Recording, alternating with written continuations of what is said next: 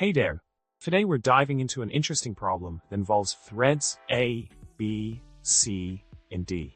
Each thread is working separately, but D is dependent on the completion of A, B, and C.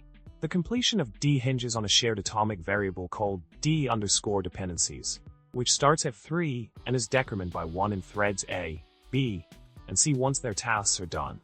In the solution provided, it's explained that the synchronization between the release RMW operations in threads A, B, and C and the acquire load operation in thread D forms overlapping release sequences.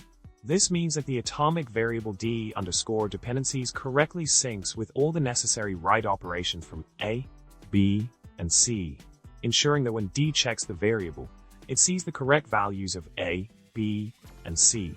This mechanism allows for proper thread synchronization without the need for additional locking mechanisms. The key takeaway here is that utilizing atomic operations like fetch_sub with appropriate memory ordering can effectively synchronize the completion of independent threads to ensure proper data visibility and integrity in a multi-threaded environment. And that's a wrap for today. Remember, subscribe, like, and comment below with your thoughts on this synchronization puzzle.